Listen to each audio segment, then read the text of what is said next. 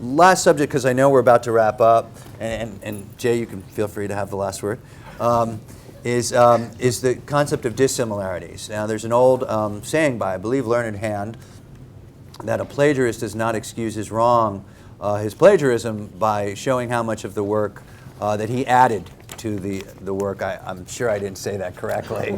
But anyway. Close enough. Close enough. And so because of that, you're not supposed to look at dissimilarities. You're only supposed to look at similarities. Why?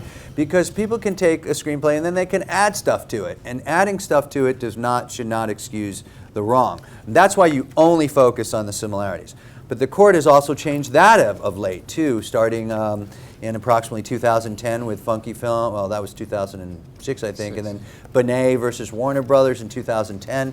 Now, the courts are looking at dissimilarities as well. So by getting rid of the law that you only look at the similarities, and by getting rid of the selection and arrangement test, which, as far as I'm concerned, is the law of the land. It's applied in every type of copyright infringement case except these literary works, and they find a way to distinguish Metcalfe. By not following the law is how they're getting to these results. And so that's why it's especially unfair, because they're not following the law. It's been the law forever that you don't look at dissimilarities. It's been the law forever, as far as I'm concerned, that you do the selection and arrangement test. So the way that the courts have managed to do it is by instituting this new test called the filtration test, which there's really no precedent for. It just came out of nowhere in 1992 in the Cavalier case. It was just a spontaneous combustion, right? Came out of Computer Associates versus I thought it was 1992. It came out of a computer software case, and NIMR. NIMR's always advocated that approach. Yeah, I mean, the filtration test just came out of nowhere. And so only by not applying the correct law, at least this is Cecil's official position, by not applying the correct law is how they get to these results, so that the plaintiffs always lose. Jay? Okay. So I think what Steve is saying is that courts are focusing on dissimilarities when they should be focusing on similarities. And first of all, the root of this concept that Steve refers to that's completely valid is that if a defendant, if a party includes a significant portion of somebody else's work in their work, but they add a whole lot of other stuff, the fact that there's a whole lot of other stuff doesn't excuse the taking of what they took.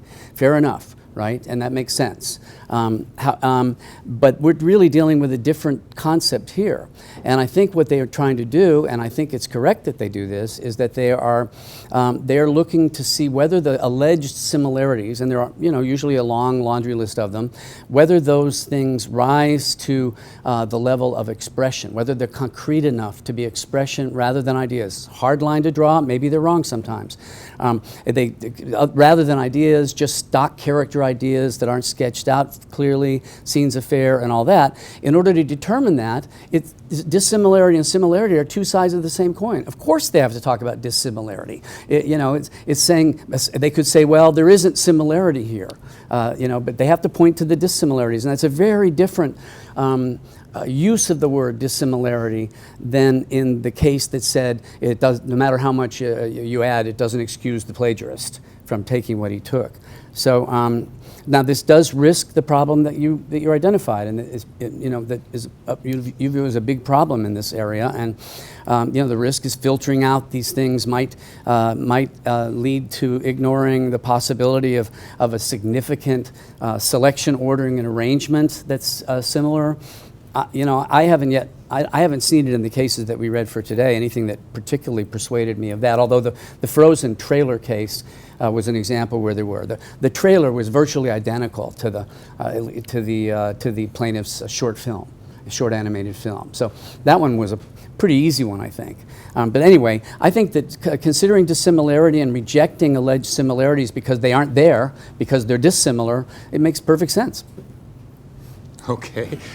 Well, thank you, gentlemen. You may not believe this, but we've just barely touched the surface of this issue. But I think we've gotten a lot of good points from the plaintiff's side and from the evil one over here. I've been asked, against my better judgment, to remind you to please fill out the evaluation forms. And thank you very much for attending. Thank you.